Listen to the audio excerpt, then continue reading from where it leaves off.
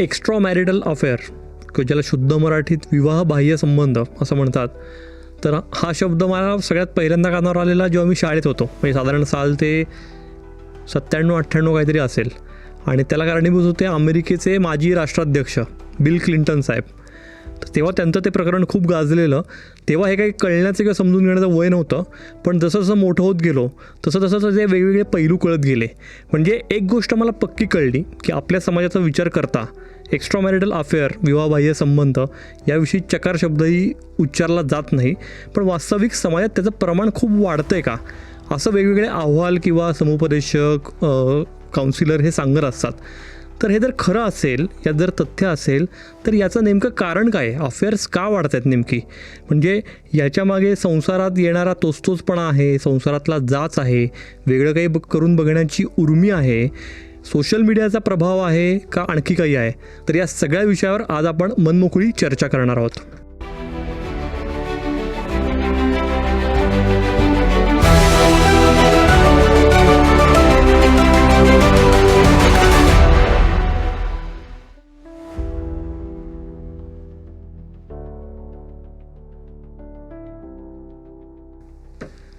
नमस्कार, मी निरंजन मेढेकर. देहवान पॉडकास्टमध्ये तुमचं मनापासून स्वागत.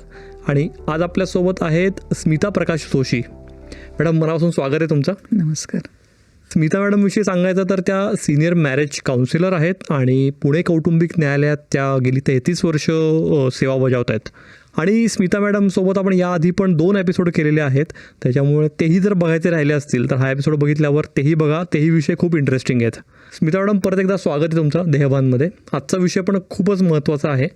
आपण सुरुवात करूया. म्हणजे अफेअर वाढत आहेत किंवा अफेअर्सविषयी बोलण्याआधी अफेअर म्हणजे नेमकं काय, इथनं सुरुवात करता आली तर? हो, बरोबर आहे. अफेअर्स म्हणजे खरं तर काहीतरी बेईमानी कोणाशी तरी किंवा काहीतरी म्हणजे पाप केलेलं आहे असं एक समजलं जातं.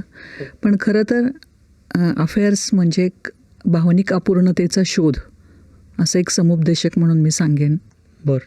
कारण अफेअर्स म्हणजे काय की जे कमिटमेंट असते आपली नात्यामध्ये, तर त्या कमिटमेंटपेक्षा वेगळ्या कुठल्या तरी भावनेमध्ये अडकणं, मग ती शारीरिक ओढ असेल, भावनिक असेल किंवा दोन्हीही असतील, तर आपल्या कमिटमेंट व्यतिरिक्त इतर नात्यामध्ये अडकणं त्याला अफेअर म्हटलं जातं. खूप चांगलं सांगितलं. भावनिक अपूर्णतेचा शोध म्हणजे अफेअर. पण अफेअर हा शब्द ऐकला किंवा कानावर पडला की लोकांची, समाजाची पहिली प्रतिक्रिया काय असते? पहिली प्रतिक्रिया म्हणजे की ज्यांनी अफेअर केलेलं आहे त्यांनी काहीतरी चुकीचं केलेलं आहे आणि खूप मोठं पाप केलं आहे, आपल्या जोडीदारावर अन्याय केलेला आहे आणि तो एक गुन्हेगार असं म्हणून बघितलं जातं त्याच्याकडे खरं तर. पण एक समुपदेशक म्हणून आम्ही त्या पद्धतीनं बघत नाही त्याच्याकडे. तर ह्या करण्यामागचा शोध घेण्याचा प्रयत्न करतो की ज्या वेळेला असे काही केसेस आमच्या समोर येतात की अफेअरमध्ये आमचा जोडीदार अडकलेला आहे आणि मग ज्याच्यावर अन्याय झालेला आहे ती व्यक्ती तर दोषारोप करतेच की त्यांनी असं केलं आहे, माझ्यावर अन्याय केला आहे, प्रतारणा केलेली आहे माझी. पण मग की खरंच त्यांनी तसं का केलं आहे ह्याचा शोध घेणं पण महत्त्वाचं असतं. तर ती पहिली प्रतिक्रिया जी असते की बेईमानी, तर बेईमानीपेक्षा सुद्धा त्याच्या मागचं कारण शोधणं हे खूप गरजेचं आहे. म्हणजे तुम्ही जे म्हणलात की सर्वसामान्य प्रचलित व्याख्या काय आहे अफेअरकडे बघण्याची, दृष्टिकोन कसा आहे, तर तो बेईमानी म्हणूनच आहे किंवा तो पार्टनर लॉयल नाही आहे असंच ठपका ठेवला जातो. हे तर सगळ्यांना माहिती असतं. तरी पण लोक अफेअर का करतात किंवा अफेअरकडे का वळतात, यामागची काय कारणं दिसतात तुम्हाला? आता अफेअरकडे लोक का वळतात ह्याची कारणं जर थोडंसं शोधण्याचा आपण प्रयत्न केला तर कुठेतरी मानसिक, भावनिक त्यांची अपूर्णता असते त्या नात्यामध्ये आणि जे हवं आहे आपल्या पार्टनरकडनं तर ते पार्टनरकडनं मिळत नाही आहे. आणि मग कुठेतरी मन ओढ घ्यायला लागतं की दुसरं कोणीतरी चांगलं आहे किंवा आपल्याला चांगलं बोलतं आहे, तर मग त्याच्याकडे मन मोकळं करणं. सगळ्यात महत्त्वाचं म्हणजे संवादाचा अभाव आहे जोडीदारांमधला. म्हणजे जर आपल्या पार्टनरशी आपण मनमोकळेपणाने बोलू शकत नाही आहे, कम्फर्ट झोन नाही आहे त्या नात्यामध्ये, तर मग कुणाशी तरी बोलावं वाटतं किंवा बऱ्याच वेळेला नात्यामध्ये तोचपणा आलेला असतो, कंटाळवाणं वाटायला लागतं आणि म्हणून कुठेतरी मन ओढ घेतं. आपलं जोडीदार आपल्याला समजून घेत नाहीये असं वाटतं. म्हणजे हे अफेअर वगैरे हे असं एकदम होत नाही, ही एक प्रक्रिया आहे आणि हळूहळू ह्या गोष्टी होत जातात आणि त्या नात्यामध्ये ती व्यक्ती कधी अडकते हे त्यालाही कळत नाही. बरं, म्हणजे बऱ्याच केसेसमध्ये असं ठरवून न करता ते वाहवत जाणं आपण ज्याला म्हणतो, त्या भावनेमध्ये असेल किंवा त्या ओढीमध्ये असेल, त्याच्यातनं अफेअर्स घडतात बऱ्याचदा. म्हणजे त्या व्यक्ती असं स्वतःहून ठरवून अफेअर करते असंही नाही आहे. बऱ्याच वेळेला असं होतं. आता जेव्हा आपण अफेअर्सचे प्रकार काय काय आहेत हे बघू तेव्हा लक्षात येईल तुमच्या. तर जेव्हा असं वाटतं की कोणीतरी आपल्याला बोलायला हवं आहे आणि मग हळूहळू त्याच्याशी नातं वेगवेगळं होत जातं, ते भावनिकदृष्ट्या मग शारीरिकदृष्ट्या त्याची कारणं वेगवेगळी असतात. पण मग त्या प्रक्रियेमधून तो व्यक्ती जाते आणि मग ते अफेअर घडत असतं. हे लगेच घडतं असं नाही आहे, काही वेळ जातो त्याच्यामध्ये. काही वेळेला लक्षात यायला लागतं की आपण अडकत चाललो एखाद्या व्यक्तीमध्ये, काही वेळेला ते लक्षातही येत नाही. जेव्हा दुसऱ्या माणसांनी दाखवून द्यायला लागतं, अरे फारच तुमचं बोलणं चाललेलं आहे, तर त्यावेळेला की अरे काहीतरी वेगळं चाललं आहे हे त्या व्यक्तीला कळतं. म्हणजे जी व्यक्ती अफेअरमध्ये आहे म्हणजे तिलाही कळत नाही की आपण अफेअरमध्ये अडकलोय, असंही बऱ्याच वेळेला होतं. तुम्ही म्हणजे आता म्हणलं तसं अफेअरचे प्रकार आता आपण बघूया, पण हे मुद्दा रोज येतो की अफेअर म्हणलं की एक सर्वसामान्य एकच निष्कर्ष की अफेअर म्हणजे काहीतरी प्रतारणा केलेली आहे आणि त्याला शारीरिक कंगोराच असणार असं एक गृहीत धरलं जातं. तर हे अफेअरचे प्रकार काय काय येतात मग वेगवेगळे? आता वेगवेगळे प्रकार जर आपण बघितलं की एक भावनिक म्हणजे इमोशनल अफेअर, की ज्याच्यामध्ये जोडीदाराकडनं आपल्या भावनेचा आदर केला जात नाहीये, की तिला काय वाटतंय त्याला काय वाटतंय हे माहितीच नाही आहे दोघांनाही. तर तिथे की आपल्या ज्या काही भावना आहेत त्या परिपूर्ण होत नाही आहेत आणि मग दुसरी कुठली तरी व्यक्ती जी आहे की जी आपल्याला समजून घेते असं वाटलं की मग अरे आपल्या आवडीनिवडी त्याच्या आवडीनिवडी अगदी सारख्या आहेत. समजा एखादी स्त्री असेल आणि तिला असं भटकंती करायला खूप आवडते आहे, ट्रेकिंगला जायचं, ट्रिपला जायचं, आणि तिच्या पार्टनरला मात्र असं वाटतंय की नाही घरात मस्त आराम करावा, लोळत पडावं, रविवारचा दिवस आहे म्हणजे घरामध्ये आराम करायचा, घर सोडून जायचं नाही. पण तिची भावनिक ओढ ही वेगळी आहे. आता तो जर समजा येत नाही आपल्याबरोबर, मग ती समजा बाहेर गेली आणि तिला कोणीतरी जर असं भेटलं की तिच्या आवडीनिवडी समजून घेणारं आणि तिला साथ देणारं, तर कळत नकळत ते भावनिकरित्या गुंतले जातात एकमेकांशी आणि मग ते जे अफेअर होतं त्याला इमोशनल अफेअर असं म्हणतात. तिथे शारीरिक आकर्षण वगैरे नसतं, फक्त आपल्या भावना समजून घेणारं कोणीतरी आहे, तर ते होतं भावनिक अफेअर. आता आपण दुसरा एक प्रकार पाहूया, तो म्हणजे फिजिकल, की फिजिकल अट्रॅक्शनच असतं. मग ते तिथे भावनिकतेला नाही, तिथे भावनिकतेला एवढं म्हणजे हे असतं असं नाही आहे. तर तिथे महत्त्व फक्त शारीरिक ओढ, की एखादी व्यक्ती दिसायला छान वाटली, तिच्याबद्दल फिजिकल अट्रॅक्शन वाटलं आणि दुसऱ्या व्यक्तीने पण त्याला साथ दिली आणि मग दोघांनी एकमेकांच्या सोबत राहायचं किंवा पुढच्या गोष्टी करायच्या ठरवलं, तर ते झालं फिजिकल अफेअर. आता दुसरं जे असतं की ऑनलाईन किंवा व्हर्च्युअल अफेअर, ह्याचं प्रमाण खूप वाढत चाललेलं आहे सध्या. बरं, कारण व्हॉट्सॲप आहे, इंस्टाग्राम आहे, फेसबुक आहे, असा सोशल मीडिया सगळा आपल्यासोबत आहे. तर तिथे पण बऱ्याच वेळेला की एकमेकांना ओळखतही नसतात, बघितलेलंही नसतं, पण तरीही ते ऑनलाईन अफेअर होतं. बरं, कारण एकमेकांशी चॅटिंग चालू राहतं आणि मग की अरे खरंच तो माझ्या भावनांचा किती आदर करतोय किंवा मला त्याच्याकडनं जे हवंय ते मिळतंय. मग ते ऑनलाईन अफेअर्सचं प्रमाण पण वाढत चाललंय. दुसरं पुढचा आहे एक प्रकार म्हणजे वर्कप्लेस अफेअर. बरं, आता वर्कप्लेस अफेअरमध्ये म्हणजे बऱ्याच वेळेला की आपल्या घरामध्ये आपण जेवढा वेळ असतो त्याच्यापेक्षा जास्त वेळ आपण ऑफिसमध्ये असतो किंवा वर्किंगच्या ठिकाणी असतो. मग तिथे काही कलिग्स असतात, त्यांच्यासोबत काही मीटिंग्स किंवा बाहेर जाणं किंवा एकमेकांच्या शेअरिंग करणं असं सगळं होतं आणि तिथे मग कुठेतरी अडकत राहतो माणूस, तर त्याला वर्कप्लेस अफेअर असं म्हटलं जातं.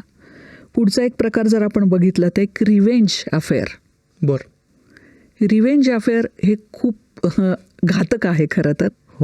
म्हणजे एखादा आपला पार्टनर आपल्याला समजून घेत नाही आहे. म्हणजे आता एक माझ्याकडे कपल आलं होतं आणि ती शारीरिक संबंधांना नकार देत होती. ओके.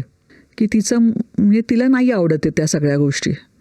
आणि मग आता तू नाही म्हणतीयस ना, तर मग मी करणार दुसरीकडे. आणि मग ते रिव्हेंज अफेअर केलं त्याने. किंवा दुसऱ्या अजून एक केस माझ्याकडे अशी होती की त्याच्यामध्ये की तो नवरा तिला सारखा म्हणायचा की काय दिसते, कशी राहते, किती गबाळी राहते, म्हणजे तुला काही सेन्सच नाही आहे. म्हणजे असं सतत तो सारखं बोलत राहायचा. अरे तू असं म्हणतोस ना, बघ माझ्याकडे बघणारे किती लोक आहेत. असं म्हणून तिनं अफेअर केलं बाहेर आणि दाखवून दिलं त्याला की बघ माझ्यावर पण प्रेम करणारी लोक आहेत. हे झालं रिव्हेंज अफेअर. त्याच्यानंतर एक ट्रान्सलेशन अफेअर असं म्हटलं जातं. म्हणजे की नकळत म्हणजे दुसरं नातं जर तुटत असेल की आता समजा नवरा बायकोंमध्ये खूप वाद आहेत आणि आता ते नातं तुटतंय, डिवोर्स होणार आहे किंवा वेगळं राहतोय आपण, बरेच दिवस तो म्हणतोय की तू ये परत घरी राहायला, ती येत नाही आहे किंवा तो घेऊन जात नाही आहे. तर अशा वेळेला आपली कदर नाही आहे आपल्या जोडीदाराला, मग दुसरं कोणीतरी शोधणं. तर तो एक अफेअरचा प्रकार झाला. आणि एक आहे की fantasy affair. Okay. Fantasy affair तर मजेदारच आहे. म्हणजे ज्या व्यक्तीवर अफेअर आपण करतो आहे त्याला ते माहिती नसतं. हो. म्हणजे शाहरुख खान आहे किंवा दीपिका आहे, अजून रणजित कुमार आहे, असं कोणी आहे आणि त्याच्यावर खूप अफेअर, म्हणजे की इतका फॅन आहे त्याचा की बास रे बास. आणि त्याच्यातच तो राहतो किंवा ती त्याच्यातच राहते. ती एक फॅन्टसी असते फक्त. हो. पण आपल्या जोडीदारापेक्षा सुद्धा त्याच्यातले चांगले गुण शोधणं आणि त्याच्यामध्ये अडकत राहणं असं बऱ्याच वेळेला होतं. हो. तर हे एवढे अफेअर्सचे प्रकार आहेत. पण हे फॅन्टसी अफेअर वगैरे हे पण दिसतं आपल्याकडे का? हो, असतं ना. मग हे फक्त तरुणाईत जास्त दिसतं, किशोरावस्थेत का असं काही नाही? असं काही नाही आहे. खरं तर वयानुसार वेगवेगळे प्रकार पण होतात. तेही आपण बघूया. नक्कीच. पुढे जाण्याआधी एक प्रश्न असा येतो की हे सगळे 21व्या शतकातली थेरा आहेत किंवा हे सगळं सध्याचं आहे असं एक म्हणलं जातं. तर अफेअर्सविषयी म्हणलं तर ही पूर्वापार चालत आलेली आहेत का आता त्याचं प्रमाण जास्ती प्रकर्षाने वाढताना दिसतंय तुम्हाला? सर्वसामान्य असं म्हटलं जातं की आत्ताच्या काळात अफेअर्स खूप वाढलेत. हो. पण एक समुपदेशक म्हणून मी सांगेन की असं काही नाही आहे.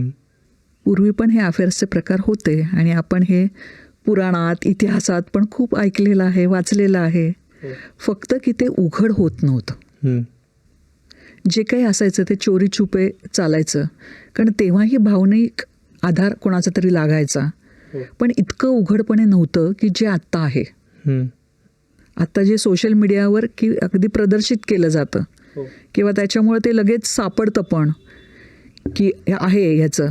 तर बऱ्याच वेळेला की एखाद्या आपल्या दुसरं कोणी मित्र असेल, शेजारी असेल, त्याच्यावर पण अफेअर्स असण्याचे प्रमाण होते आधी, पण फक्त ते उघड होत नव्हते. आणि आत्ताच्या काळामध्ये ते उघड होत आहेत किंवा आता त्याच्याबद्दल वेगळं काही वाटत नाही आहे. असं आहे की त्यावेळेला की खूपच मोठा अन्याय केलेला आहे, समजा ते उघड झालं तर खूप मोठा पाप केलेला आहे असंही समजलं जायचं. बरोबर. आता तेवढं त्याच्याकडे बघण्याचा दृष्टिकोन बदललेला आहे. म्हणजे हे पूर्वीपासूनच आहे, फक्त आत्ता ते उघड होतं आहे. ओके. तुम्ही मग अशी बोलताना भावनिक अपूर्णतेचा मुद्दा आला, तसंच शारीरिक संबंधांमधली अपूर्णता, तर हा पण एक कळीचा मुद्दा ठरतो. म्हणजे बऱ्याचदा असं म्हणलं जातं, सरसकट विधान आहे खरं आहे, की बऱ्याचदा लग्न मोडण्यामागे किंवा अफेअर होण्यामागे ते सेक्शुअल सॅटिस्फॅक्शन मिळत नाही हे मूळ कारण असतं. यात कितपत तथ्य आहे ना. म्हणजे की बऱ्याच वेळेला की जर आपल्या जोडीदाराकडनं हवं ते सुख मिळत नाही आहे तर मग दुसरीकडे ते शोधण्याचा प्रयत्न केला जातो. मग त्यावेळेला जी व्यक्ती अफेअर करते त्याला गिल्ट वाटत नाही. हो. कारण अरे की हे का झालंय, की हे माझ्या जोडीदारामुळं झालंय असं सहज म्हणून घेतलं जातं. पण ज्याच्यावर हे झालेलं आहे, म्हणजे समजा की स्त्री अशी आहे की तिला फ्रिजिडिटी आहे आणि तिला असं वाटतं की हे शारीरिक जवळीक नकोच, आणि म्हणून जर नवऱ्याने दुसरीकडे केलं तरी पण तिच्यावर तो अन्यायच आहे ना तिच्या नात्यांवर. हो. की तिला ते का वाटत नाही आहे किंवा त्याच्यावर वेगळे काही उपचार किंवा त्याच्यातला शोध घेण्यापेक्षा ही एक पळवाट झाली. म्हणजे अफेअर ही एक पळवाट पण आहे खरं तर. खरं आहे. की आपलं नातं आपल्याला नीट करता येत नाही आहे म्हणून पळवाट शोधणं म्हणजे अफेअर करणं. मग अफेअरकडे आपण कोणत्या दृष्टीने बघतोय हे महत्त्वाचं आहे जास्त. अगदीच.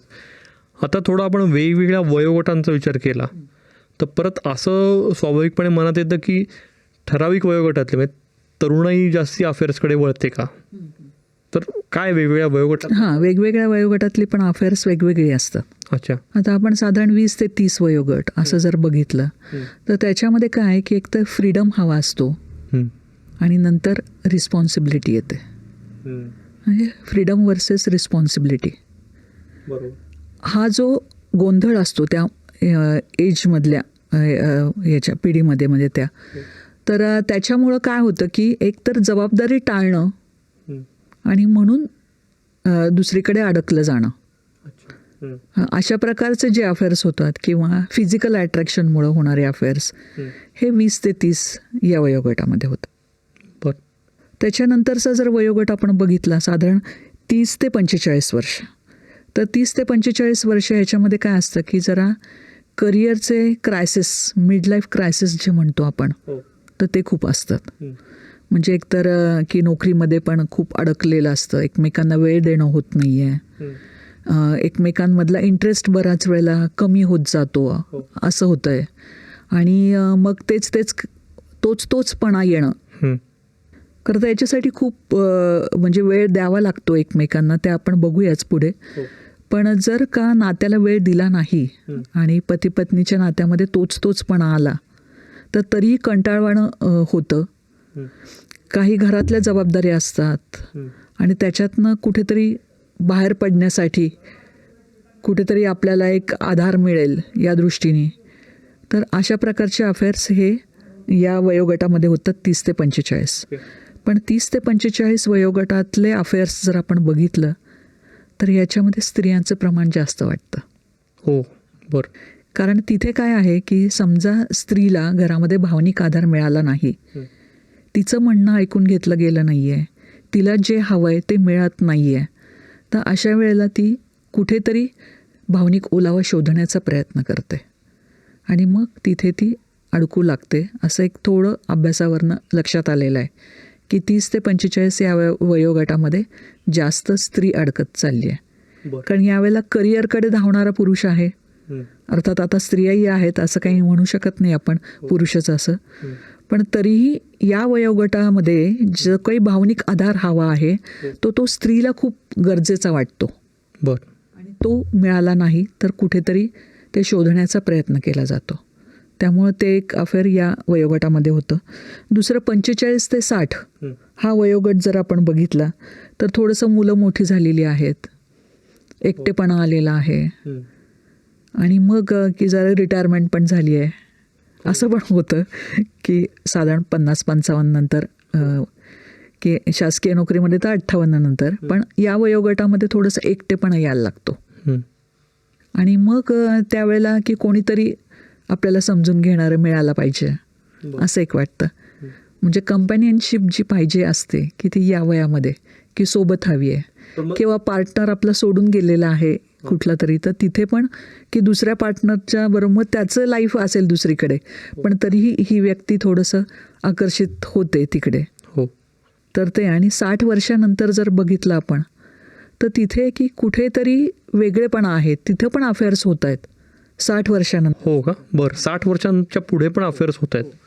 तर त्याच्यामध्ये इमोशनल कंपॅनियनशिप म्हणजे एक ती भावनिक ओढ तर आहेच आहे, त्याच्याबरोबर की सोल कनेक्टेड तो पण आहे प्रकार ह्याच्यामध्ये की जसं आपल्याला आपण विचार करतोय तोच विचार करणारी दुसरी एखादी आहे.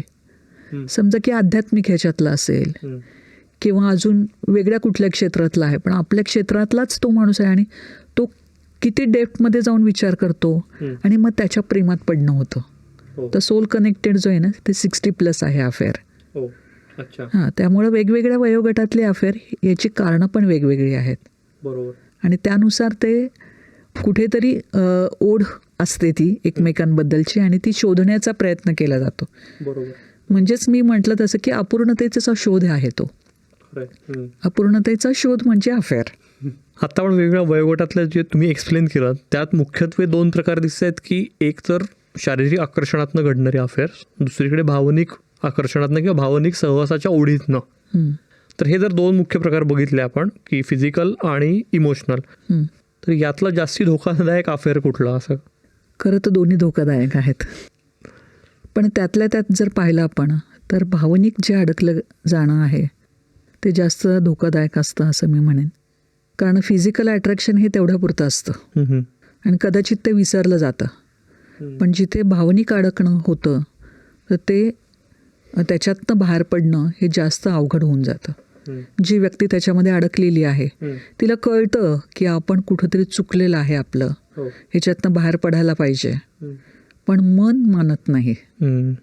त्यामुळे की तिथेच ओढ घेतं मन की अरे नाही, तिथे आपल्याला खरं तर पाहिजे ते मिळतंय, इथे मिळत नाहीये, आणि हा संघर्ष मनामध्ये चालू राहतो. बरं. आणि त्यामुळं भावनिक जास्त धोकादायक असं एकंदरीत वाटतं. हो, बरं. थोडं ना गेल्या 15-1 वर्षात स्मार्टफोनच्या क्रांतीनंतर व्हॉट्सॲपवरनं होणारे अफेअर्स वाढत आहेत का, अशा स्वरूपाची मला बातमी वाचल्याचं आठवतं आहे. म्हणजे डिजिटल किंवा ऑनलाईनचं युग आहे, तर यात ही होणारी अफेअर्स यामागचं नेमकं मानसशास्त्र काय असतं? म्हणजे हे विचारण्याचं कारण म्हणजे की अफेअर म्हणजे बऱ्याच असं वाटतं की प्रत्यक्ष सहवासाची ओढ असते, पण या ह्याच्यात तर प्रत्यक्ष सहवासही कमी वेळा होतो किंवा होतही नसेल, मग तरी कशी काय गुंततात लोक? आता व्हॉट्सॲप किंवा व्हर्च्युअल अफेअर जे आहेत ना ते खरं भावनिक ओढीमुळंच आहे जास्त. कारण याच्यामध्ये पुन्हा की जे हवं आहे ते मिळत नाही आहे आणि मग त्याचा शोध आहे. मग आता जर एखादी व्यक्ती अशी मिळाली की आपल्याला ताबडतोब उत्तर देते, कारण काय 24/7 एकमेकांशी कनेक्ट राहू शकतो, सेफ असतं, कारण कोणी आपल्याला बघत नाही आहे, पकडलं जाण्याची भीती नाही आहे, आणि जे काही शेअरिंग करायचं आहे ते लगेच करू शकतो. तर त्यामुळं ह्याच्यामधलं प्रमाण खूपच वाढत चाललं आहे. अच्छा, इथपर्यंत जर हा एपिसोड तुम्ही बघितला असेल तर एपिसोड कसा वाटतोय आम्हाला नक्की सांगा. तसंच वाढत्या व्ह्यूजवरनं तुम्ही एपिसोड्स बघताय तर आम्हाला कळतं आहे, पण काही कारणांनी अजून जर तुम्ही ध्येयवानी आपल्या चॅनलला सबस्क्राईब केलं नसेल तर नक्की करा. तसंच मेंबरशिपचा ऑप्शन हे आपण अलीकडेच सुरू केलेला आहे, तर ही मंथली मेंबरशिप अगदी 29 रुपयांपासून सुरू आहे. त्यामुळे जर तुम्हाला असं खरंच वाटत असेल की देहवानचा कंटेंट हा आपल्या जिव्हाळ्याचा आहे, यातनं तुम्हाला तुमच्या आयुष्यात काहीतरी बदल होतो आहे किंवा व्हॅल्यू ॲडिशन काही होती आहे, नवीन माहिती मिळते आहे, तर नक्की तुम्ही मेंबरशिपही घेण्याचा विचार करू शकता. मॅडम, आपण पुढे जाऊया. आता थोडंसं आपल्याला जर अफेअर्सच्या कॉम्प्लेक्सिटीजबद्दल बोलता आलं, म्हणजे अफेअर जोपर्यंत चोरी छुपे असतं तोपर्यंत कोणालाच काही फरक पडत नाही बहुधा, पण जेव्हा ते उघड होतं तेव्हाची त्या व्यक्तीची अफेअरमध्ये गुंतलेली आणि त्याच्या जोडीदाराची नेमकी मानसिक अवस्था काय असते? जोपर्यंत उघड होत नाही तोपर्यंत सगळं चालू राहतं. त्यातनं जो अफेअरमध्ये पडलेला आहे तो आनंद घेत असतो आणि आपल्या जोडीदारालाही कळत नाही आहे, म्हणजे तोपर्यंत म्हणजे खूपच छान असं सगळं वातावरण असतं. पण बऱ्याच वेळेला की हे उघडकीस येतं, आणि हल्ली तर काय, आंघोळीला गेलं, मोबाईल राहिला बाहेर, त्याच्यातनं मेसेज बघितला, आलं, म्हणजे अफेअर करतात पण आणि ते सोशल मीडियावर टाकतात पण.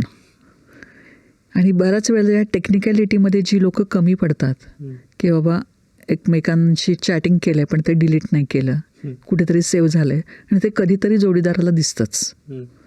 आणि ते जर दिसलं आणि उघडकीस आलं तर मग बापरे, सगळा घरामध्ये काय अवस्था होत असेल ते कल्पना करा.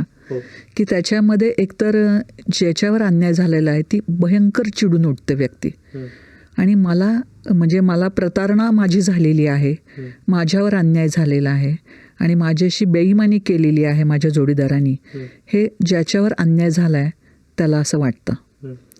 आणि ज्याचा अफेअर उघडकीस आलेला आहे त्याला पहिला तर गिल्ट वाटतं, धक्का बसतो पहिला, आणि थोडंसं शेम पण वाटतं की अरे आपण हे काय केलं आहे. म्हणजे जोपर्यंत उघडकीस येत नाही तोपर्यंत या भावना नसतात, तोपर्यंत मजाच.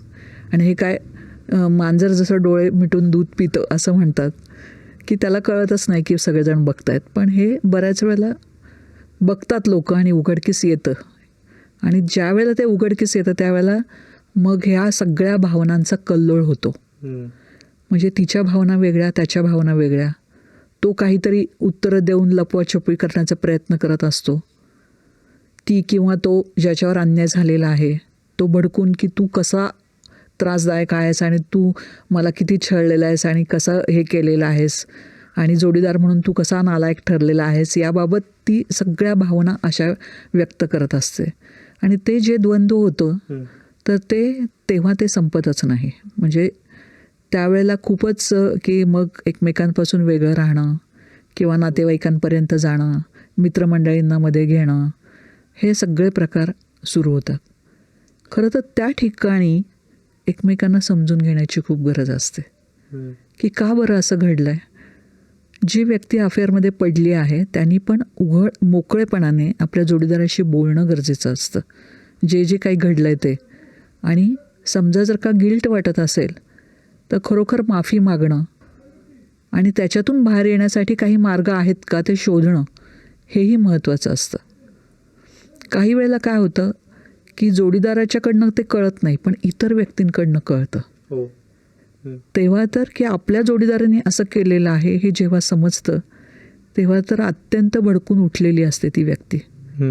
आणि मग हे नातं की संपवायचंच आता, किंवा मग पुन्हा रिवेंज अफेअर पण होतात तिथे की त्यांनी तसं केलं ना आता मी पण करून दाखवते.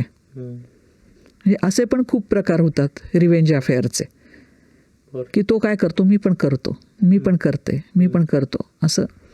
तिथं रिवेंज अफेअर की एकमेकांशी न बोलता फक्त हे असं छुपं युद्ध चालू राहतं त्यांच्यामध्ये. आणि मग दुसऱ्यांकडनं समजल्यानंतर मग की काही पुरावा मिळतोय का हे शोधण्याचा प्रयत्न ती किंवा तो करत असतो की आपल्या जोडीदाराने हे केलेलं आहे पण आता ते प्रूव्ह कसं करायचं. बऱ्याच वेळेला त्याचे पुरावे मिळतच नाहीत. समजलेलं असतं, कळतं पण की काहीतरी चालू आहे वेगळं, पण त्याचे पुरावे शोधण्याचा प्रयत्न करत असते ती किंवा तो, आणि ते मिळत नाही. आणि मग ती चिडचिड आणि ती जी एन्झायटी निर्माण होते ती खूप त्रासदायक असते. ती मनावरही परिणाम करते, शरीरावरही परिणाम करते. आणि जो अफेअरमध्ये असतो त्यालाही हे लपवाछपवी करण्यामध्ये खूप स्ट्रेस येतो की नक्की आपलं जे काय आहे ते उघड होऊ नये म्हणून, की बऱ्याच वेळेला मग आपल्या जोडीदाराला काय हवंय ते सगळं देऊन टाकणं किंवा त्यांनी काही बोलू नये म्हणून खूप काही करणं, लव बूमिंग करणं, हे सगळं चालू होतं की ज्यांनी अफेअर केलेलं आहे त्याच्याकडून. म्हणजे दोन्हीकडनं या सगळ्या गोष्टी होत असतात आणि दोघांच्याही भावनांचा कल्लोळ होत असतो. खरं आहे. म्हणजे थोडक्यात ती जी एक स्वामित्वाची भावना असते त्याला तडा गेल्यामुळे तुम्ही म्हणत असता ती अँझायटी ही वाढत असणार आहे साहजिकच. एक मुद्दा तर असा वाटतो की म्हणजे भावनिक अफेअर आणि शारीरिक अफेअर अशा दोन्हीचा विचार केला तर भावनिक अफेअर आहे, भावनिक गुंतवणूक आहे, हे जरी उघड झालं तरी तेवढाच गजब होतो घरामध्ये का त्या तुलनेत कमी होतो शारीरिक? नाही, खरं तर तेवढाच होतो. आणि मग जी व्यक्ती अफेअरमध्ये असते ती म्हणते की माझं तसं काही नाही आहे, तसं काही नाही आहे, नुसतं चॅटिंग केलं म्हणून काही अफेअर झालं का, तर माझं तसं काही नाही, याच्यावर खूप भर असतो. की आम्ही काय भेटलोय का. व्हर्च्युअल अफेअरमध्ये तर खूप प्रकार असे असतात की आम्ही काय भेटलोय का, कुठे एकमेकांना काही दिलंय का, मग अफेअर कसं.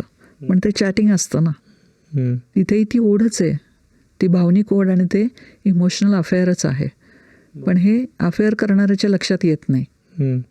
पण जोडीदाराला त्याचा त्रास होतच असतो, तो असो किंवा ती असो. एकतर पजेशन म्हणजे जे असतं की पजेसिव्ह नेचर असतं की आपला जोडीदार हा आपलाच पाहिजे, दुसरं कोणाचाही त्याच्यामध्ये हे नको आहे, प्रेमात वाटेकरी नको आहे कोणी, हे प्रत्येकालाच वाटतं. मग तिथे ह्याला तडा जातो, विश्वासाला तडा जातो आणि मग आपल्यावर बरोबर किती प्रतारणा होती आहे हे कळायला लागतं. म्हणून म्हटलं की जे अफेअर करतायत ना त्यांनाही कळत नाही की आपण अफेअरमध्ये अडकलोय. तर हा एक सिग्नल आहे, हा समजून घेणं गरजेचं आहे. एक्झॅक्टली पुढचा प्रश्न मला तोच विचारायचा आहे की असे काही रेड फ्लॅग्स दिसतात का, म्हणजे मैत्री आणि अफेअर याच्यातली सीमारेषा दुसरं असते कुठेतरी, की मैत्रीची हद्द कधी क्रॉस केली आहे इमोशनल अफेअरमध्ये म्हणू आपण. बरोबर आहे. ज्या वेळेला की एखाद्या व्यक्तीबद्दलची भावनिक ओढ ही खूप वाढत जाते आणि मग आपल्या पार्टनर बरोबर तुलना व्हायला लागते आणि पार्टनरकडे दुर्लक्ष होतं. अच्छा. की जोपर्यंत की ठीक आहे की एकमेकांना समजून घेणं किंवा कोणीतरी समजून घेणारा मिळाला म्हणून त्याच्याशी शेअरिंग करणं हे सगळं ठीक आहे. पण हे करत असताना ज्या वेळेला की आपल्या जोडीदाराला काय हवं आहे याचा विचार न करता की ज्याच्याबरोबर ते इमोशनल अफेअर झालेलं आहे की त्या व्यक्तीचा सतत विचार करणं, आपल्या जोडीदाराला दुर्लक्षित करणं, तर तेव्हा ते काहीतरी सिग्नल आपल्याला मिळालेलं आहे आणि ते फ्लॅग आहेत हे ओळखता यायला पाहिजे. खरं की खरोखर आपला जोडीदार आपल्यापासून लांब चाललाय का हे पार्टनरनी पण ओळखलं पाहिजे. की आपल्याला वेळ देत नाही आहे, आपल्याशी बोलत नाही आहे, शेअरिंग होत नाही आहे कोणत्याही गोष्टींचं, कुठेतरी इग्नोर केल्यासारखं होतं आहे हे त्यालाही कळतं. आणि जो अफेअर करतो त्यालाही ते कळायला हवं की आपण आपल्या जोडीदाराकडे दुर्लक्ष करतो आहे. ते तेव्हा त्याच्या लक्षात येत नाही, पण ते होत असतं. पण हे सिग्नलच आहेत. जर कम्युनिकेशन गॅप आहे आणि एकमेकांना वेळ देणं होत नाही आहे, बोलणं होत नाही आहे, कम्फर्ट वाटत नाही आहे नात्यामध्ये, तर हे सगळे रेड फ्लॅग्स आहेत. तुम्ही बोलताना मिड लाईफ क्रायसिसचा पण उल्लेख केला. तर या मिड लाईफ क्रायसिसच्या टप्प्यात म्हणजे कुठेतरी असं म्हणतात ना की सुख बोचायला लागतं, सगळं सिरसावर आहे. 40च्या टप्प्यावर समजा जॉबमध्ये सेटल आहे किंवा व्यवसाय असेल त्यात सेटल आहे, मुलं त्यांची मोठी होत आहेत आता, म्हणजे त्यांची जबाबदारी कमी होती आहे. तर यावेळेला करायला काही नाही आहे म्हणून काहीतरी नवीन थ्रिल म्हणून पण लोक अफेअर करतात. होतं असं बऱ्याच वेळेला. म्हणजे ना विवाहामध्ये तोचपणा येतो ना. रोज उठायचं, जेवण करायचं, काय व्यायाम करायचा, फिरायला जायचं, हे करायचं, म्हणजे त्याच गोष्टी रोज होत असतील आणि त्याच्यातमध्ये बदलच काही नसेल तर एक कंटाळवाणं वाटायला लागतं आणि मग काहीतरी थ्रिल पाहिजे आयुष्यात. म्हणून सुद्धा लोक अफेअरकडे वळतात की काहीतरी वेगळं करून दाखवलं बाबा. आणि मित्रांमध्ये या गप्पा होतात चांगल्याच. मित्र काय मैत्रिणी काय हल्ली. तर अजूनही मी आकर्षक आहे, हे पुरुष असो किंवा स्त्री असो, त्या सगळ्यांनाच वाटतं की आपल्यावर कुणीतरी प्रेम करावं, अजूनही तू छान दिसतेस, तू छान दिसतोस असं म्हणावं. मग त्याच्याकडे ओढलं जातं.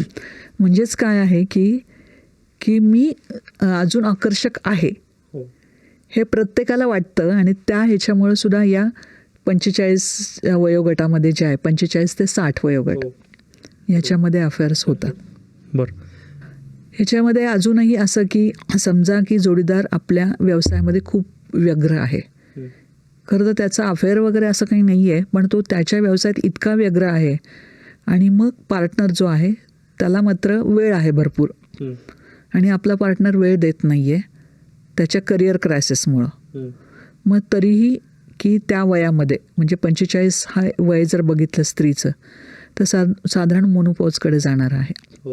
मग तिचे भावनिक आंदोलनं खूप बदलत असतात, त्यावेळेला मूड स्विंग्स होतात. मग त्यावेळेला कोणीतरी सोबत असावं, आधार असावं असं वाटायला लागतं. आणि मग जर ते आपल्या जोडीदाराकडनं मिळत नसेल तर मग कोणीतरी मिळाला तसा तर त्याच्याकडे मन ओढलं जातं. म्हणजे अगदी एक केस सांगते तुम्हाला की साध्या घरात म्हणजे रिक्षावाला होता तो, पण म्हणजे की खूप कर्ज होतं आणि त्यामुळं सतत त्या व्यवसायात राहणं म्हणजे अगदी रात्री अपरात्रीसुद्धा रिक्षा चालवणं असं सगळं होत होतं. आणि त्याची पत्नी म्हणत होती की मला थोडा वेळ दे किंवा आपण बाहेर जाऊया कुठे, पण नाही, हे कर्ज फिटल्याशिवाय कुठं जायचं नाही, कर्ज फिटल्याशिवाय जायचं नाही. आणि मग मुलाला शाळेत सोडायला जाताना एक जण कोणीतरी भेटला आणि काय वहिनी आज खूप छान दिसतंय तुम्ही, साडी छान नेसली आहे. तर छान बरं वाटलं तिला. परत दुसऱ्या वेळेस तिसऱ्या वेळेस पण त्यांनी कौतुक केलं, तेही आवडलं. मग त्याने काहीतरी गिफ्ट दिलं, तेही छान वाटलं तिला. आणि तसं तर तिच्या मनामध्ये काही नव्हतं, कुठलं अट्रॅक्शन नव्हतं, काही नव्हतं. हो. फक्त एक भावनिक ओढ की तिची भावनिक गरज ही पूर्ण होत होती कुठेतरी. त्याच्यामध्ये काही तिला अफेअर आहे हे असं वाटलं नाही. पण ज्या वेळेला हे तिच्या पतीच्या लक्षात आलं त्यावेळेला खूपच वाद झाले आणि की ही दुसऱ्या पुरुषामध्ये अडकलेली आहे आणि म्हणून आता मला सोबत राहायचं नाही आणि म्हणून त्यांनी डिवोर्ससाठी पिटिशन फाईल केलं होतं. पण त्याच्यामध्ये तिचं काही तसं नव्हतंच खरं तर.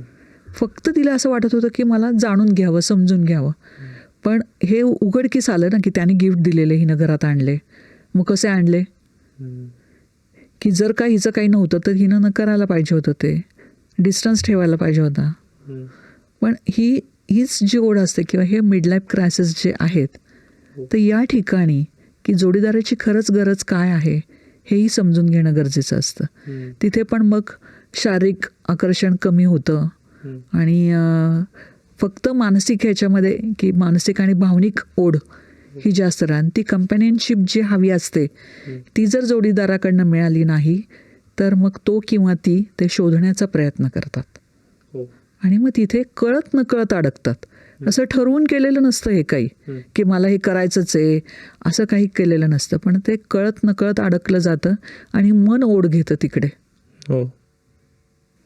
त्यामुळं हे या वयातले होतात असे. आपण हा विषय बोलतोय तर तेव्हा मासूम हा पिक्चरही आठवतोय राहून राहून. नसरुद्दीन शाह आणि शबाना आझमी यांचा खूप गाजलेला पिक्चर आहे आणि त्यात त्यांचं जे द्वंद्व आहे म्हणजे त्याची स्टोरी खरं तर वेगळी आहे, पण त्या अफेअर्समधनंच जे काही कॉम्प्लेक्सिटीज झालेल्या आहेत त्याच्यावर त्यांचं ते शेखर कपूरचा मला वाटतं सिनेमा येतो आणि खूप सुंदर भाष्य त्यात आहे. आपण पुढे जाऊया की आत्ताची जी तुम्ही केस सांगितलीत की त्यांनी जो म्हणजे हिने गिफ्ट स्वीकारली आणि त्यातनं डिव्होर्सची पिटिशन फाईल झाली, तर म्हणजे अफेअर्सचा अंत हा शेवटी घटस्फोटातच होतो का अफेअर झालेलं नातं पण वाचू शकतं? आता अंत घटस्फोटातच होतो किंवा नातं तुटण्यामध्येच होतो असं नाही आहे. पण मी काही उदाहरणं तुम्हाला सांगते अजून की जोडीदारांनी समजून घेतलं तर ते होतं सगळं, नाही घेतलं तर होत नाही. म्हणजे ते नातं टिकवायचं का नाही टिकवायचं हे त्या दोघांवर अवलंबून असतं आणि ज्याला असं वाटतं की माझ्यावर अन्याय झाला आहे त्याच्यावर जास्त असतं. अच्छा. आता वर्क लाईफ म्हणजे वर्कप्लेस अफेअर जे आहे तर ते खूप आता सध्या होतं आहे, कारण कलिग्स आहेत आणि एकमेकांशी शेअरिंग वाढलेलं आहे. तर अशाच एका केसमध्ये माझ्याकडे की तो कलिग होता फक्त आणि तो सगळं समजून घेत होता. म्हणजे तिला ऑफिसमध्ये यायला उशीर झाला तर नाही, आज सासूबाईंची तब्येत बरी नव्हती, नवऱ्याला वेळ नव्हता, मग मुलांना शाळेत सोडायला जायला लागलं, हे सगळं मग तो तिला सांभाळून घ्यायचं की ठीक आहे तू उशीर आलास ना तरी तुझं काम मी करतो. असं करत करत मग तो सगळं तिला मदत करायला लागला. तिलाही छान वाटायचं. त्याच्यानंतर मग जे काही मनातलं आहे की समजा नवरा बायकोंचे वाद झाले तरी ती सांगायला लागली त्याला, तोही समजून घ्यायला लागला की नाही, आधार द्यायला लागला तिला. मग तिला ती भावनिक ओढ वाटायला लागली आणि ती त्याच्यामध्ये कळत नकळत गुंतायला लागली. आणि मग त्यांचं जे काही म्हणजे एकाच ग्रुपमध्ये ते होते ज्या टास्कवर त्यांना काम करायचं होतं, त्यामुळं त्यांचं व्हॉट्सॲपवर चॅटिंग सुरू झालं. मग आता घरात तर काही नवरा ऐकून घेत नाही आहे, म्हणजे त्याचं वेगळंच काहीतरी चालू आहे, त्याला वेळ नाही आहे द्यायला. मग ती त्याच्याशी शेअरिंग करायला लागली आणि हे शेअरिंग करताना नवऱ्याच्या लक्षात आलं आणि तिथे भयंकर वाद झाले. त्यांनी असं सांगितलं की तू ती नोकरीच सोडायची. मग ती म्हणाली ठीक आहे, माझं चुकलं असेल, मी आता हे सगळं त्याच्याशी बोलणं बंद करते, माझं बाकी काही नाही आहे, फक्त एक मला तो भावनिक आधार देतो एवढंच आहे, दुसरं काही नाही आहे, पण तरीही तुला वाटत असेल तर मी ती नोकरी सोडते. पण त्यांनी ते काही ऐकलं नाही आणि की आता झालं, मला ते समजूनच घ्यायचं नाही, मला तू माझ्याशी प्रतारणा केलेली आहेस आणि माझ्याशिवाय तू दुसऱ्या व्यक्तीबरोबर ह्या सगळ्या गोष्टी केलेल्या आहेस. त्यामुळे ते डिवोर्सपर्यंत आलं आणि तिथं काही त्यांनी समजून घेतलं नाही. त्याच्यामुळं मुलं मोठी आहेत तर मुलांसाठी तरी एकत्र राहायला पाहिजे, पण नाही, जेव्हा जोडीदार समजूनच घेत नाही आहे की हे का घडलं आणि ते नातं त्याला टिकवायचं नाही आहे तर मग काही होणार नाही तिथे. म्हणजे काही लोक ही कमालीची प्रॅक्टिकल असतात, काही इमोशनल असतात. तर जी प्रॅक्टिकल असतात त्यांना खरंच समजून घेणं पण अवघड जातं की अशी कशी काय भावनिक गुंतवणूक होऊ शकते, म्हणजे असं काय आहे बाबा, असा प्रश्न पडतात लोकांना. होतात ना की एवढं काय त्याच्यात, माझ्याशी बोलायचं होतं ना, अरे पण तू ऐकत नव्हतास, वेळ नव्हता, मग भावाशी बोलायचं, मैत्रिणीशी बोलायचं, त्याच्याशीच बोलण्याचं काय गरज होती तुला. म्हणजे जर का तुला कोणाकडे तरी मन मोकळं करायचं आहे असं वाटत असेल तर तोच सापडला का, किंवा तिच्या बाबतीत होत असेल. आता अजून एक दुसरी केस आहे माझ्याकडे की तो बॉस आहे ऑफिसमध्ये आणि त्याच्याकडे सगळ्या तरुण मुली काम करतात आणि त्या जेन जीच्या आहेत. त्यामुळं काय येऊन आय लव्ह यू म्हणणं, मिठी मारणं हे सहज होतं त्यांच्या आत्ताच्या ह्याच्यामध्ये. हो. त्यांना काही वाटत नाही. IT क्षेत्रातली आहेत ही मुलं मुली, सोबत ड्रिंक्स घेतात, एकत्र झोपतात सुद्धा, की त्याच्यामध्ये त्यांना काहीही गैर वाटत नाही, हे अफेअर्स वगैरे वाटत नाही. पण जेव्हा त्याच्या पत्नीच्या लक्षात आलं ते, की अरे तो तिच्याबरोबर तसं करतोय, आणि मग झालं भयंकर प्रकरण, ते वाढलं सगळं. आणि तिनं ऑफिसमध्ये जाऊन सगळा तमाशा केला तिथे, की असं कसं तू माझ्या नवऱ्यासोबत असं करू शकतेस, त्याला मिठी कशी मारू शकते, आणि तू एकत्र कसे तुम्ही एका रूममध्ये झोपले सगळेजण. आणि त्यामुळे खूप हे प्रकरण वाढलं. जे काही जेन झीची आहे आत्ता, तर तिला असं वाटलं की अरे हे काय आहे, हे तर सगळं नॉर्मल आहे ना, हे काय असलं अफेअर वगैरे नाही आहे माझं. पण ती किती सांगण्याचा प्रयत्न केला तरी ती ऐकत नव्हती. ती भांडणाच्या मोडमध्ये तिथे आली होती, आणि ऑफिसमध्ये तिचा अपमान केला म्हणून तिनं की म्हणजे ते सगळं प्रकरण खूप वाढलं. शेवटी ते डिवोर्सपर्यंत आलं. पण ज्या वेळेला डिवोर्सपर्यंतही कोर्टामध्ये केसेस येतात, तर समुपदेशनाच्या माध्यमातून आम्ही सोडवण्याचा प्रयत्न करतो. मग त्याच्यामध्ये मात्र की यश आलं आम्हाला तिला समजून सांगण्यामध्ये. आणि की हे का घडलं ह्याच्याकडे बघ, त्याच्यातली त्याची काय चूक आहे हे शोधण्याचा प्रयत्न कर. की तो बॉस आहे, तो सगळ्यांशी प्रेमाने वागतो आहे, त्याला कामं करून घ्यायची आहेत सगळ्यांकडनं, त्यामुळं की काही गोष्टी प्रेमाने बोलणं, करून घेणं, म्हणून तो करतो आहे. ह्याच्यामध्ये त्याचं इंटेन्शन आहे का तिच्यात अडकणं? मग तू कशासाठी त्याचा बाऊ करतेस जास्त? आणि मग त्यालाही काही गोष्टी समजावून सांगितल्या की थोडंसं अंतर कसं ठेवायचं. आणि मग दोघांनी समजून घेतलं, आणि हा सिग्नल आहे त्यांना, हे कळालं आपल्याला की कुठेतरी धोक्याची घंटा वाजलेली आहे नात्यामध्ये. पण त्याच्यातनं नंतर त्यांचं नातं अजून प्रगल्भ झालं. हां, समुपदेशनाच्या माध्यमातून जे काही आम्ही त्यांना समजून सांगितलं, तर तिचाही दृष्टिकोन बदलला, तिच्या नवऱ्याकडे बघण्याचा, त्याचाही तिच्याकडे बघण्याचा बदलला. आणि मग एकमेकांना नक्की काय द्यायला पाहिजे हे त्यांना समजत गेलं. आणि आता अतिशय चांगलं चाललंय दोघांचं. ते असंही होतं, नातं वाचवायचं की नाही हे दोघांनी ठरवायचं. बरोबर. पण ते जर पॉझिटिव्हली घेतलं की नाही, आता कळालंय मला की माझ्यामध्ये काय कमी आहे किंवा कुठं आपलं चुकतंय, मग त्या नात्याला वेळ द्यायला पाहिजे, ते केलं पाहिजे, हे जर समजून घेतलं तर ते नातं नक्की वाचू शकतं. बरं. आणि अशा वाचलेल्या नात्यांच्या केसेसही लक्षणीय आता तुम्हाला दिसत आहेत. म्हणजे ती प्रगल्भता, ती मॅच्युरिटी आत्ताच्या जोडप्यांमध्ये पण दिसते की ठीक आहे, चूक झाली आहे जोडीदाराकडनं, पण ती ॲक्सेप्ट करून म्हणण्यापेक्षा त्याच्यावरच हे करून अगदी घटस्फोट घेण्यापेक्षा आपण पुढे जाऊया, हे प्रमाणे वाढताना दिसते आता. दिसतं आहे. म्हणजे कसं आहे की बाकीच्या जबाबदारी असतात, मुलं असतात, नातेवाईक असतात, मग त्यांच्यावरही या सगळ्या गोष्टीचा परिणाम होणार असतो. पण फक्त की जर का आपल्याला पुढे जायचं आहे तर मागच्या गोष्टी स्वीकारा, विसरा असं मी म्हणत नाही कधीही, कारण विसरलं की आठवतं कधीतरी. बरोबर. मुळं नेहमी काउन्सिलिंगमध्ये मी हे सांगते की ॲक्सेप्ट करा, स्वीकारा त्या सगळ्या गोष्टी, आणि त्याचा विचार करून पुढे जा. की हो, ते घडलेलं होतं, ठीक आहे ना, आता पास्ट इज पास्ट, पुढे जाऊयात आपण. मग जो ट्रस्ट इश्यू निर्माण होतो तिथे की नाही, मग तिनं फोनचा नंबर मला, म्हणजे तिनं दाखवले पाहिजेत, फोन ओपन ठेवलं पाहिजे, पासवर्ड नको ठेवायला, मी कधी पण चेक करेन. मग तिला असं वाटतं की अजून ह्याचा ट्रस्ट नाही आहे माझ्यावर. पण त्या पुन्हा पुनर्बांधणी करायला वेळ द्यावा लागतो नात्याला. मग तेही त्यांना समजून सांगावं लागतं की वेळ द्या थोडासा एकमेकांना, आणि हे नातं त्याच्याही मनातनं लगेच जाणार नाही आहे, तुझ्याही मनातनं जाणार नाही आहे. पण थोडंसं जर तुम्ही स्वतःवर विचार केला, नात्यांवर विचार केला, तर हे नातं टिकू शकेल. ओके.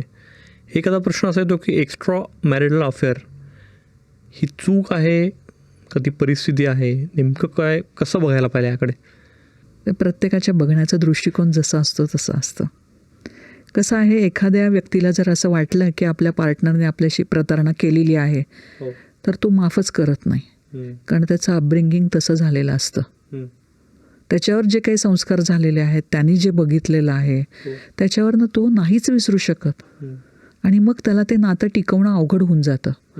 मग ज्याच्याकडनं अफेअर झालेलं आहे त्यालाही त्या नात्याबरोबर राहणं हे अवघड होतं खूप. कारण किती वेळा त्याच गोष्टींची माफी मागायची, किती वेळा सांगायचं माझं चुकलंय, पण तो माफच करत नाही आहे. तर मग अशा वेळेला त्रास व्हायला सुरुवात होते. मग ते ट्रिगर पॉईंट्स जे वाढत जातात त्यांचे. ते का होतं की त्या व्यक्तीचं अपब्रिंगिंग तसं आहे, त्याने घरामध्ये आत्तापर्यंत तसंच बघितलेलं आहे, आजूबाजूला तसं बघितलं आहे, त्यामुळे त्याला ते नाही चालणार आहे. पण त्याचबरोबर दुसरी एखादी व्यक्ती असते तर तो सहज हे ॲक्सेप्ट करून जातो की ठीक आहे ना, चल let go, past is past, आपण पुढे जाऊया, फक्त फ्युचरमध्ये तू असं काही करू नकोस, मला साथ दे आणि सोबत राहा. पण हे त्याच्या मनाच्या आणि त्याच्या व्यक्तिमत्वावर अवलंबून असतं. त्याचं व्यक्तिमत्व कसं घडलेलं आहे, कारण वयाच्या 7व्या वर्षापासून ही पर्सनॅलिटी घडत असते माणसाची, की जसे जसे अनुभव आलेले असतात त्या व्यक्तीला त्याच्यानुसार तो घडत जातो आणि त्याच्या मनाची ठेवण, स्वभावाची ठेवण ती तशीच होत राहते. मग त्यातून शिफ्ट करणं हे काउन्सिलरचं काम असतं. पण ते शिफ्टिंग करणं खूप अवघड जातं काही लोकांना. काही लोक सहजपणे ते स्वीकारतात. तर त्यामुळे ती चूक आहे का ती परिस्थिती आहे त्या व्यक्तीच्या दृष्टिकोनावर अवलंबून आहे. जर त्यांनी स्वतःचा दृष्टिकोन बदलला की ठीक आहे त्या परिस्थितीमुळे ते झालं तर आपण ते सगळं सुधारूया, पण त्यांनी नाही ती चूकच आहे असं जर मनात धरूनच ठेवलं तर तोही सुखी होणार नाही आणि तीही सुखी होणार नाही. मग तिथं कुठेतरी वेगळं झालेलं पण बरं असतं अशा वेळेला. त्यामुळे ते नातं टिकवायचं का नाही टिकवायचं हे त्या दोघांच्या मानसिकतेवर, दोघांच्या स्वीकारण्यावर अवलंबून आहे. बरोबर. मॅडम, अपब्रिंगिंगचा जेव्हा मुद्दा येतो तेव्हा हा त्या 2 पिढ्यांमधला पण कुठेतरी बघण्याचा दृष्टिकोन नातेसंबंधांकडे, ही तफावत पण जाणवते तुम्हाला? म्हणजे मिलेनियल जनरेशन, तर या जनरेशनला ही शिकवण आहे की प्रेम म्हणजे एकनिष्ठपणा, प्रेम म्हणजे लग्न, आणि जेन झी हे थोडंसं मोकळे नातेसंबंध किंवा मल्टिपल रिलेशनशिप्स ट्राय आऊट करून बघणं, प्रयोग करणं, प्रयोगशील आहे. त्याच्यामुळे पण हा तिढा कुठेतरी अजून वाढताना दिसतोय. जसं बदल होत चाललेला आहे, तर पिढीच्या विचारांमध्ये बदल आहे. मिलेनियन्सचा विचार आणि जेन झीचा विचार हा वेगळाच आहे आणि त्यामुळेच ते संघर्ष होत राहतात सारखे. मग बऱ्याच वेळेला आईवडिलांना हे पटत नाही, तो पटवून घेतो की ठीक आहे ना, जाऊ दे. पण आईवडील सतत अरे तिनं असं केलंय, तिनं तसं केलंय किंवा त्यांनी तसं केलंय, तू कसं काय ॲक्सेप्ट करतेस, हे जे काय आहे ते पॅरेंट्स बरोबर पण त्यांना संघर्ष करावा लागतो तिथे. बरोबर बरोबर.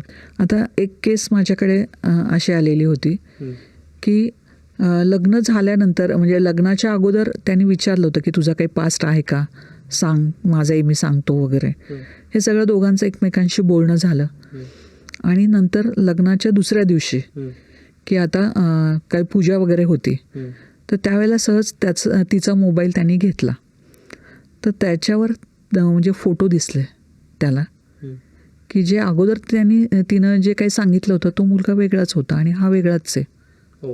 आणि अजून 1-2 असे दिसले की हे काय आहे. मग आता डेटिंग ॲपवर जाणं आणि एकमेकांना भेटणं हे आत्ताच्या पिढीचं सहज आहे, म्हणजे याच्यात काही गैर वाटत नाही त्यांना. पण मग हे त्यांनी बघितलं आणि विचारलं तिला, आणि तिला विचारण्याच्या अगोदर त्यांनी काय केलं असेल, आईवडिलांना दाखवलं. म्हणजे तिला विचारणं हे ठीक होतं अगदी, पण हे आधी की बघ बापरे तिचं हे असं असं आहे, म्हणजे किती मुलांबरोबर तिचा अफेअर आहे. मग झालं, वडील भयंकर चिडले, आई चिडले, नाही ते पूजा बिजा काही नाही, आत्ताच्या आत्ता हे नातं तोडायचं. हो. आणि मग त्याला विचार करायला वेळच मिळाला नाही या सगळ्या गोष्टीचा, की अरे काय आहे नक्की. म्हणजे तिला विचारावं, तिच्याकडनं सगळं माहिती करून घ्यावं. बरं ती सांगतीये की मी काय म्हणते ऐकण्याचा तर प्रयत्न कर. तिचे वडील बिलकुल काय ऐकून घ्यायचं आहे तुझं, हे सगळं दिसतंय ना याच्यावर, फोटो दिसत आहेत, बाहेर गेलेले दिसत आहेत, एकमेकांच्या गळ्यात हात घातलेले दिसत आहेत, अजून काय बघायचं आहे, आम्हाला काहीच ऐकून घ्यायचं नाही. आणि मग ते आईवडिलांनी इतका ओरडाआरडा केला सगळा, मग शेवटी ती निघून गेली की त्या दिवशी पूजाही झाली नाही आणि काहीच नाही झालं. आणि मग ते ठीक आहे, आता लग्न रद्द करायचं, फसवणूक झाली, कोर्टामध्ये केस, या सगळ्या गोष्टी. मग ज्या वेळेला तो आला आणि त्याच्याशी बोलणं झालं ॲज अ काउन्सिलर म्हणून माझं, मग त्याच्यात ते लक्षात आलं की अरे खरं तर एवढं काही नव्हतं ना, डेटिंग ॲपवर भेटतातच एकमेकांना, मी पण भेटलेलो आहे, एवढं करण्याची गरज नव्हती. पण त्यावेळेला ते रागाच्या भरात केलं. मी आईवडिलांशीच बोललो, त्यांनी ते प्रकरण खूप वाढवलं आणि आता हे मला संपवायचं आहे, म्हणजे की हे असं नको आहे, मला राहायचं आहे परत सोबत. आणि मग आता ती म्हणते मात्र की हे सगळं माझ्या बाबतीत घडलं, ट्रस्ट इश्यूज निर्माण झाले आणि आता मला राहायचं नाही आहे. तर थोडंसं काम चालू आहे आमचं त्यांच्यावर की पुन्हा ते एकत्र येतील का.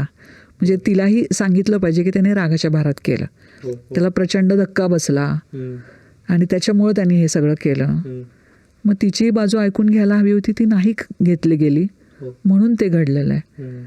पण पिढीमधल्या अंतराने फरक पडतो. कदाचित फक्त दोघांमध्ये बोलणं झालं असतं तर एवढं वाढलंही नसतं. बरोबर. तर त्याच्यामुळं जर का आपल्या जोडीदाराकडनं काही चुकलं असेल तर आपल्या पार्टनरशी बोला, असं आम्ही म्हणतो. की तुम्ही नातेवाईकांशी, मित्रमंडळींशी, इतर कोणाचा सल्ला घ्यायला जाऊ नका. आधी हे का घडलं हे विचारून घ्या. लगेच त्याला दोष देण्यापेक्षा बोला त्यांच्याशी आणि त्यांच्या मनातलं जाणून घेण्याचा प्रयत्न करा. जर का त्यालाही ती चूक वाटत असेल आणि त्याच्यातनं बाहेर पडण्याची तयारी असेल तर त्यांना मदत करा, सहकार्य करा त्या बाबतीमध्ये. सतत दोषारोप करू नका की तुझं चुकलंय. मग त्यातनं जर तो बाहेर येतोय व्यक्ती, तो किंवा ती, तर तिला आधार देणं, पुढं घेऊन जाणं, त्याच्या मानसिकतेचा विचार करणं हेही महत्त्वाचं आहे. जो अफेअरमध्ये पडलाय त्यांनीही आपली चूक मान्य करून, लक्षात घेऊन की आपलं कुठं चुकलंय नक्की आणि त्याच्याप्रमाणे जाणं. जर का आपण फक्त हे इमोशनल आहे, फक्त वर्कप्लेस आहे किंवा फक्त व्हर्च्युअल आहे, तर त्याच्यातनं मी कसं बाहेर पडू शकते याचा विचार करून आपल्या जोडीदाराला पटवून देण्याचा प्रयत्न करा. तसं जर झालं तर हे नातं टिकू शकेल. फक्त दुसऱ्या पिढीपर्यंत जाण्याचा प्रयत्न करू नका, एवढंच मी म्हणेन. हे एखादा साहजिक प्रश्न असा पडतो की एखादा मनुष्य, तो किंवा ती अफेअरमध्ये आहे आणि गिल्ट वाटतोय, तर हे जोडीदाराला सांगावं का न सांगता जर ते काय म्हणू संपवणं शक्य असेल तर तसं संपवावं? आपल्या जोडीदाराचा स्वभाव कसा आहे हे विचारात घेऊन करावं. की समजा एखाद्याच्या लक्षात आलं की आपण अडकत चाललो आहे ह्याच्यामध्ये, तर मग जर का जोडीदाराला माहिती नाही आहे आणि त्याला सगळं सांगितलं आणि जोडीदार तेवढा विचार करण्याच्या क्षमतेचा नाही आहे, तर मग त्या नात्यामध्ये संघर्ष निर्माण होणार. मग आपण स्वतःच त्याच्यातनं कसं बाहेर पडता येईल हा प्रयत्न करावा, जर स्वतःच्या लक्षात आलेलं असेल तर. त्यामुळं मग सगळ्यांना सांगण्याची गरज नाही. समजा जर कधी निदर्शनास आलं तर हो, माझी चूक झाली होती हे मान्य करावं, पण स्वतः आधी त्यातनं बाहेर पडण्याचा प्रयत्न करावा. मग उगाचच ज्या गोष्टी नाही माहिती त्या माहिती करून देऊ नये पार्टनरला. जेवढ्या गरजेच्या आहेत तेवढ्या सांगाव्यात, नाहीतर तिथे संघर्ष होणार आहे. फक्त स्वतः चूक आपली झालेली आहे हे समजून घेऊन स्वतः सुधारा आधी, तर आहे ते. आणि जर जोडीदार समजून घेण्याच्या क्षमतेचा आहे असं जर लक्षात आलं तर मग मोकळेपणाने बोला की असं चूक झाली होती, इथून पुढे नाही होणार अशी, तर मी माझ्यामध्ये नक्कीच बदल करणार आहे, हवं तर मला तुझी मदत हवी आहे. असे पण आहेत बरेचसे कपल्स की एका व्यक्तीच्या याच्यामध्ये मी इमोशनली अडकत गेलो, नंतर लक्षात आलं की याच्यातनं मला बाहेर पडायला हवं आहे, आणि मग ती व्यक्ती सोडत नाही आता जिच्यावर अफेअर केलंय. असं पण बऱ्याच वेळेला होतं की ती व्यक्ती आता सोडायला तयार नाही आहे आणि ह्याला तर बाहेर पडायचं आहे त्याच्यातनं.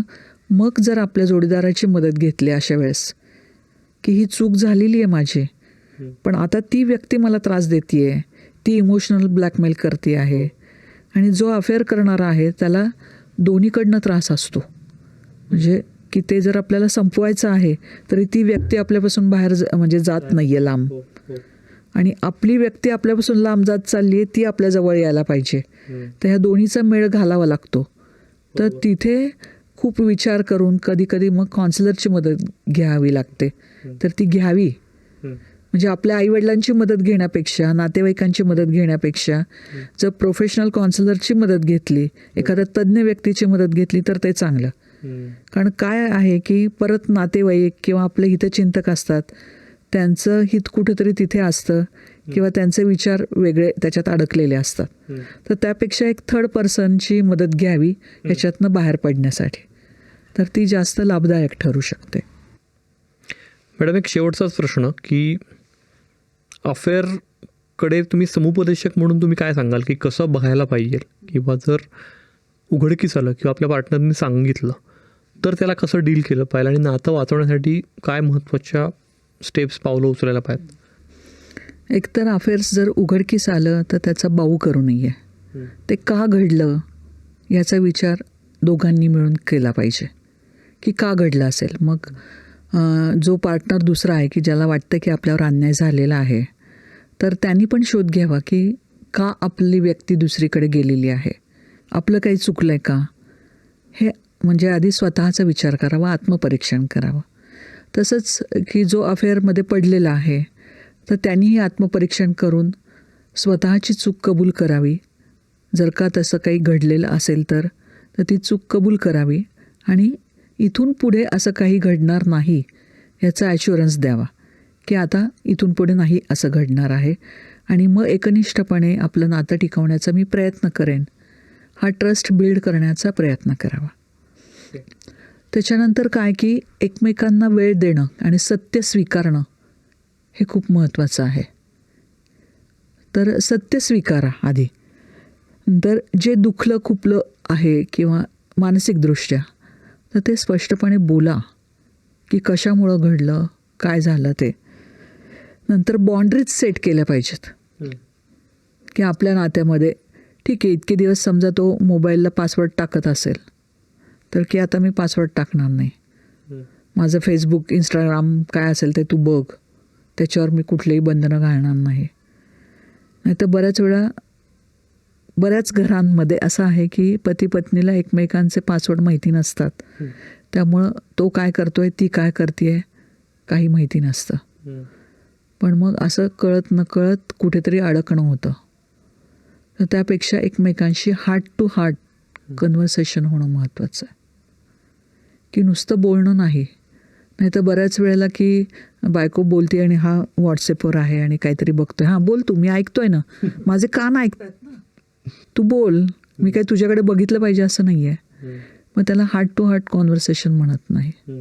तर दोघं एकमेकांशी बसून बोला, एकमेकांना वेळ द्या आणि एकमेकांना समजून घेण्याचा प्रयत्न करा. जर चुकलं असेल तर माफ करायचं, सत्य स्वीकारायचं आणि त्याला त्यातनं बाहेर काढण्यासाठी मदत करायची. म्हणजे आता समजा एखादा आपला जोडीदार खड्ड्यात पडलेला आहे दिसतंय, तर त्याला हात देऊन बाहेर काढणं हेही महत्त्वाचं आहे. नाहीतर मग की तू पड तिथेच आणि मी पुढं चालली आहे असंही करून चालत नाही. कारण जर संसार करायचा आहे आणि नातं टिकवायचं आहे तर एकमेकांना मदत करणं आणि त्यांना त्याच्यातनं बाहेर काढण्यासाठी जे काही करता येईल ते करणं हे खूप महत्त्वाचं आहे. त्याचबरोबर की वैयक्तिक गरजा काय आहेत एकमेकांच्या,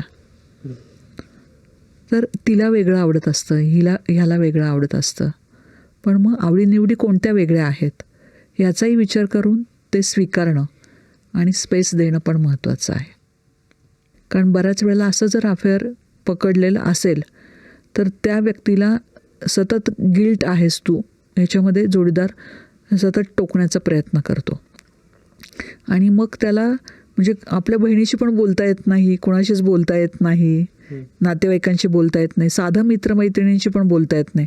का तर नको, बोललं तर हिला आवडणार नाही, मग पुन्हा काहीतरी संशय घेईल, आणि संशय हा प्रकार हा अफेअरमधनं वाढतो. मग जोडीदाराचा संशय, तर मग ते सुद्धा योग्य पद्धतीनं हाताळलं पाहिजे, एकमेकांना स्पेस दिली पाहिजे आणि सत्य स्वीकारलं पाहिजे, हे महत्त्वाचं. आणि मी पुन्हा सांगेन की अफेअर म्हणजे अपूर्णतेचा शोध आहे, पळवाट आहे, हे सिग्नल आहेत. त्याच्यामुळे जोडीदारांनी ह्याच्याकडे बघितलं पाहिजे आणि आपलं नातं याच्यातनं कसं प्रगल्भ होईल. म्हणजे बरीच ठिकाणी असं आहे की अफेअर घडलं पण त्याच्यानंतर त्यांचं नातं समृद्ध झालं. तर असे पण खूप चांगली उदाहरणं आहेत की त्यांना कळालं की नक्की आपलं कुठं चुकतंय आणि ते समंजसपणे दोघांनी घेतलं, त्याच्यामुळं नातं खूप चांगलं झालं. अशी अनेक उदाहरणं आहेत आणि आता जेन जीमध्ये जास्त आहेत ही. तर मग दोषारोप न करता स्वीकारा, एकमेकांशी बोला, वेळ द्या. कुठेतरी आपलं नात्यामध्ये आपण कमी पडलेलो आहे याचा विचार करा आणि आपल्या नात्याचं सर्व्हिसिंग करत राहा सतत. हे जर केलं तर मग अफेअरकडे आपला जोडीदार वळणार नाही आणि आपण स्वतःही वळणार नाही. नात्याचं सतत सर्व्हिसिंग करत राहा हा खूप चांगला टेकअवे तुम्ही दिलेला आहे. तसंच अफेअर हे अपूर्णतेचा शोध आहे की पळवाट आहे हाही विचार करणं खरंच गरजेचं आहे. खरंच मनापासून थँक्स मॅडम, कारण तुम्ही आलात आणि अफेअर संबंधी वेगवेगळ्या पैलूंचा आपण विचार केलात आणि अशी काय म्हणू आपण की सर्व बाजूंनी त्याचे कंगोरे समजून घेतले. त्यामुळे तुमचे खरंच मनापासून आभार. धन्यवाद. तुम्हालाही सगळ्यांना हा अफेअर्सविषयीचा एपिसोड कसा वाटला आम्हाला नक्की सांगा. तसंच तुमच्याकडून किंवा तुमच्या ओळखीच्यांकडून अशा काही चुका झाल्या तर तुम्ही त्याच्यावर कसं रिॲक्ट होता तर तेही तुम्ही आम्हाला कमेंट्समध्ये कळवू शकता. किंवा तुम्हाला जर काही प्रश्न असतील, काही शंका असतील त्याही विचारू शकता. तसंच यासारखे म्हणजे आता अफेअर हा तसा थोडासा पठडी बाहेरचा विषय आहे ज्याच्यावर फार कोणी बोलत नाही, तर असे कुठले विषय देहवांमध्ये आपण आवर्जून घ्यायला पाहिजेत तेही आम्हाला सुचवा. भेटूया पुढच्या गुरुवारी अशाच आणखी एखाद्या महत्त्वाच्या इंटरेस्टिंग विषयावर आणि इंटरेस्टिंग गेस्टसोबत गप्पा मारायला. बघत राहा आणि ऐकतही राहा देहभान पॉडकास्ट.